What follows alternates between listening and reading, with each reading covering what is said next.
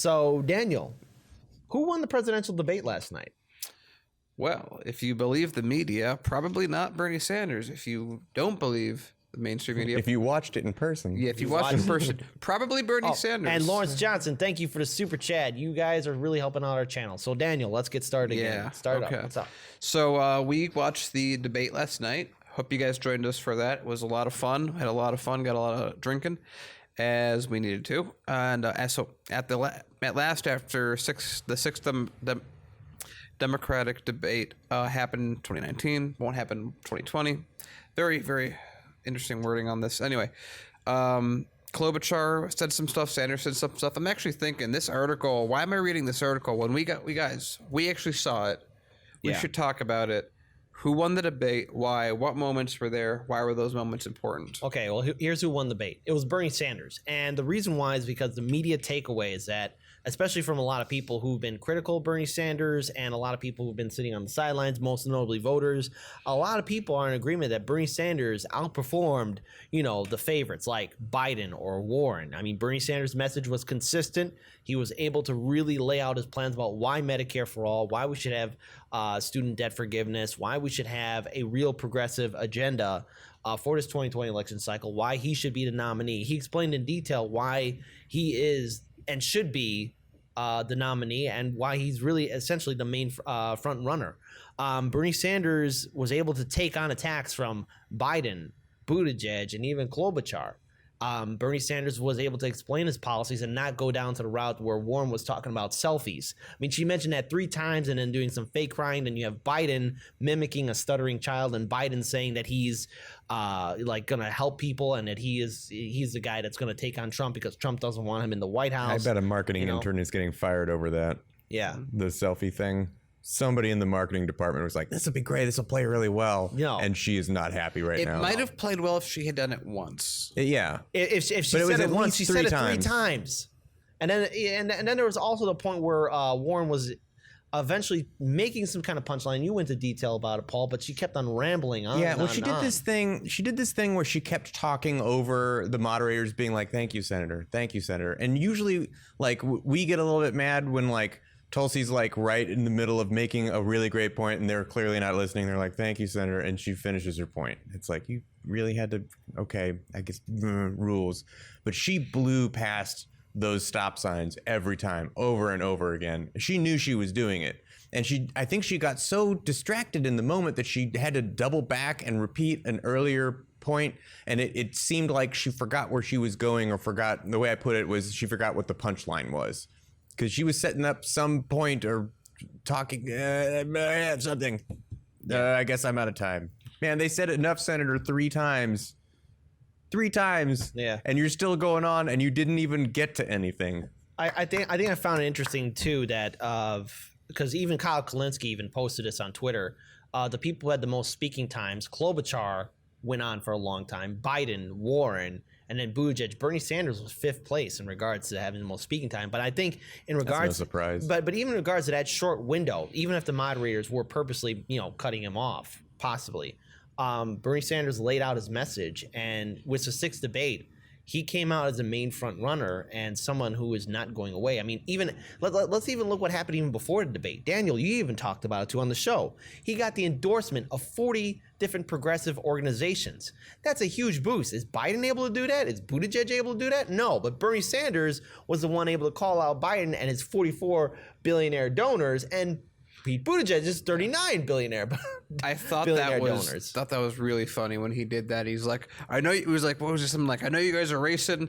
Biden, you have 44 donors. Pete, you only got 39, maybe a little bit more, and you'll get there. That was wonderful. We have been waiting for Bernie Sanders to take off the gloves for a long time, and tonight he did, and he did it in a way that I thought was very befitting Bernie Sanders, Bernard Sanders in this case. He high-roaded him. Yeah, he did such a good job, and he went after Biden like 3 or 4 separate times. He went after him 4 times. 4 times. 4 times. Did such a great job every time, and he outmaneuvered Biden at every single turn. I guess some of my favorite was like their playbook is a little predictable, if we're honest. Like he had ample time to prepare for that. Yeah. And he did not disappoint. but Biden really didn't have good responses.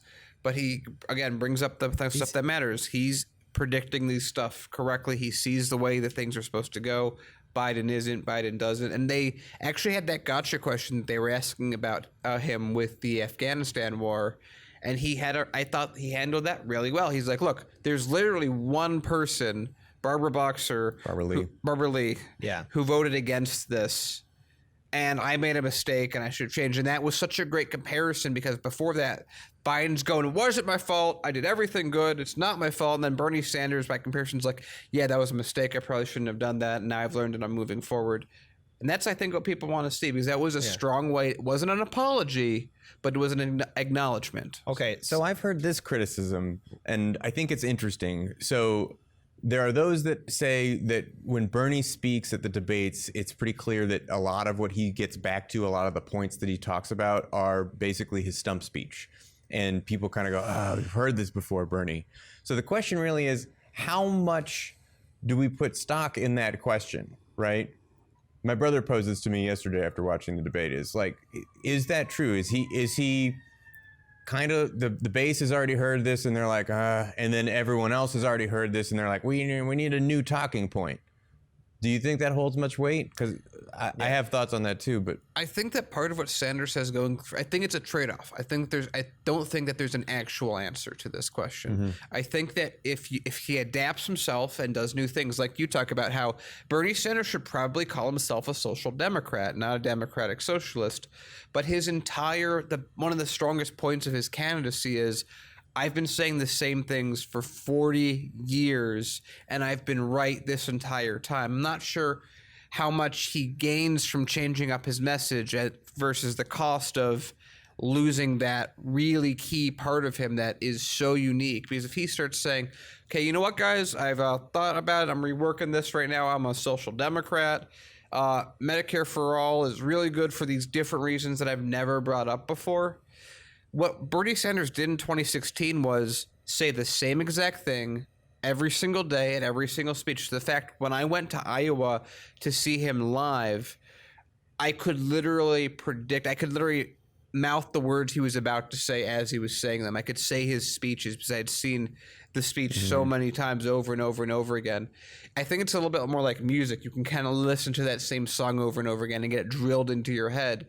And what happened because of that same message?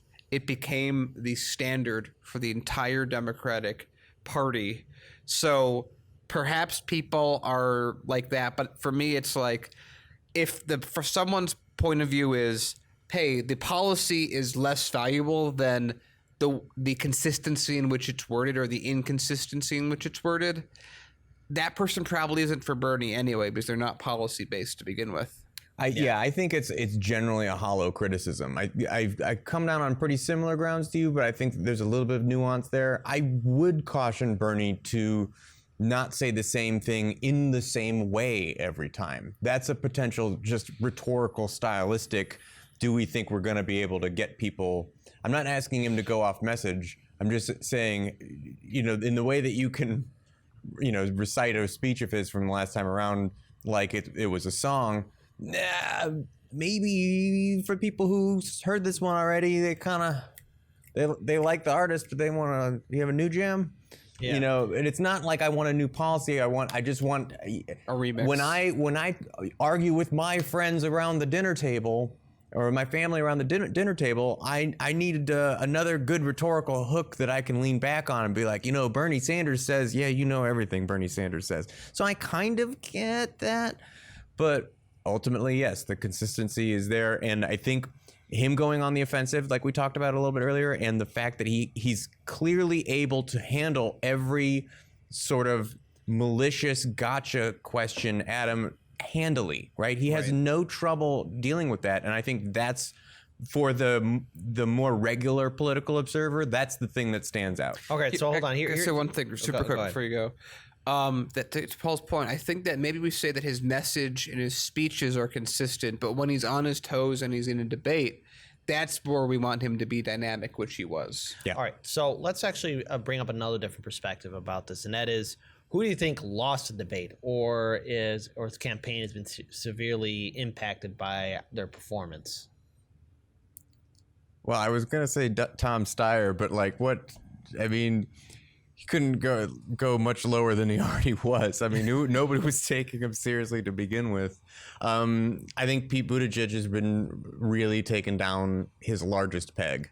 And I said it yesterday, and I haven't seen a number of other people feel the same way, so I could definitely be wrong about this, but I think that Amy Klobuchar may steal a little bit of the establishment centrist blue no matter who Democrat enthusiasm away from Pete Buttigieg. I think that's a definite possibility because of the amount of speaking time that she had yesterday and the fact that it wasn't entirely wasted. She was able to get some rhetorical zingers in there that aren't gonna, they're not gonna fall flat for everyone. Right. I'm gonna pick Pete Buttigieg as well in regards to the fact that not only was he attacked by Bernie Sanders, but Warren went after him, Klobuchar went after him, and he couldn't really hold his own. He was starting to fracture and get very emotional, and when he came down for him to defend his policies or even his past actions or even his donors, he really couldn't give a coherent explanation. It's quite clear. Look, we've talked about him on the show as well. Pete Buttigieg, when people really question his record, gets extremely emotional. He falls apart. And we know that he has a lot of corporate backing. He has 39 billionaires backing him up. He listens to his lobby groups. He listens to his financial donors.